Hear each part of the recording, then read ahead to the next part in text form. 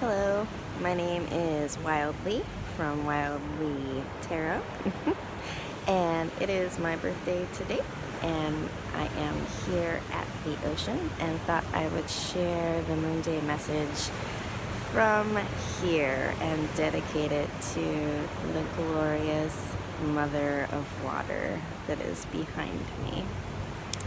And so feeling into this week, what is the energy present for the collective? What is available for all of us?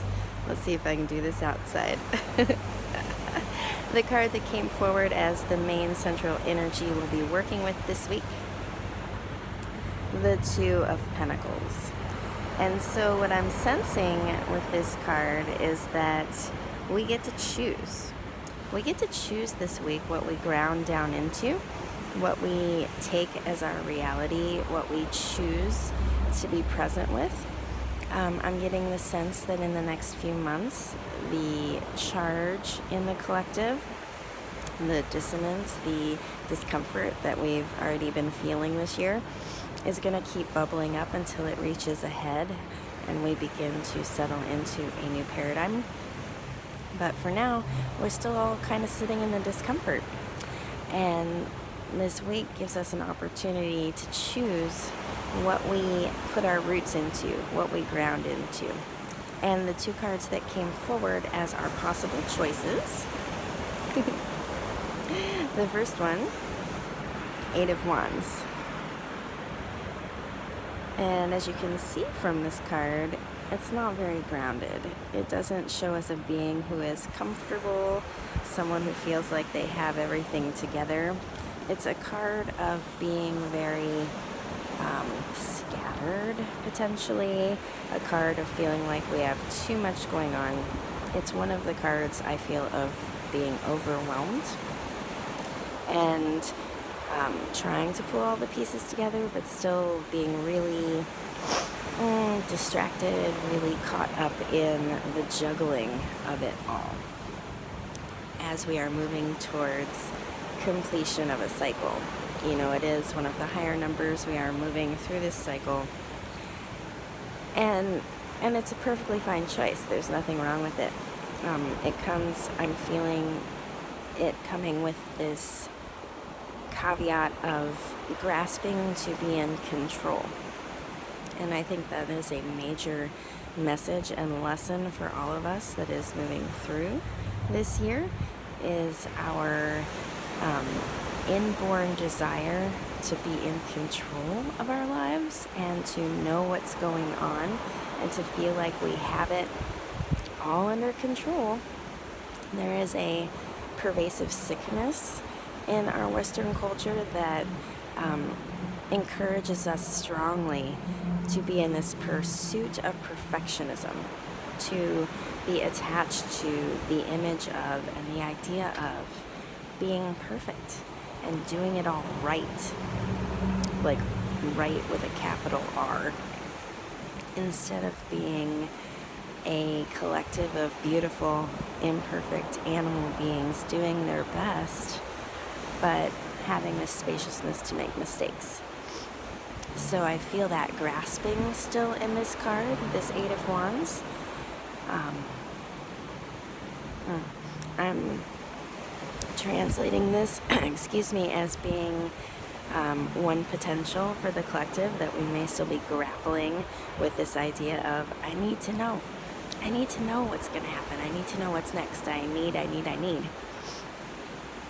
And then the second direction that we could move in, that we could ground into this week, the blank card, the card of great mystery.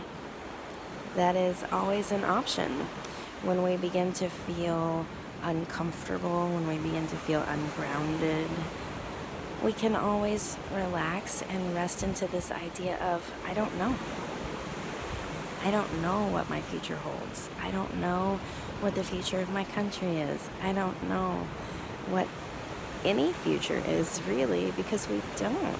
It hasn't arrived yet. The only thing we really know is the story that we've brought with us and what's happening in this moment, and maybe one or two or three steps ahead of us. But even that can change. It can all change in a moment. It can all change with a single decision. The future, while we can, as cartomancers, tarot card readers, people who are plugged in, we can give readings to what the energy potential is, what the future may hold if you stay in a particular path or pattern, but no one can truthfully say that this is what the future holds until it happens, because we always have free will. We always have the opportunity to shift the mindset, to make a different choice, to be a different person. So that feels like the medicine this week, that we have the power and the agency. We get to choose, and that means all of us. And this doesn't take away the idea of privilege. It doesn't take away our realities. Many of us have much more difficult circumstances than others based on how we were raised, the color of our skin, our educational opportunities. That is all true. Privilege is a very true and real thing. And we are all human beings with the power and agency to take whatever we have been gifted, whatever we have been forced to take, and do what we want with it in our internal landscape. We all have the power to be responsible for our own process, even taking in everything around us. And that doesn't preclude us from also stepping into the work necessary to support one another, because we are moving into the space of collective power, power with instead of power over, which means we all need to do our work to remove the veils and beliefs that no longer serve, that are inside of us, that have been indoctrinated into us and maybe preventing us from supporting those who have less privilege. And this week holds the opportunity for each and every one of us as a single unit to step into that power and agency of really deciding how we want to move for the rest of this year. How do we want to take it? Are we going to focus on all of the things that are occurring that we do not prefer and allow that to affect how we feel?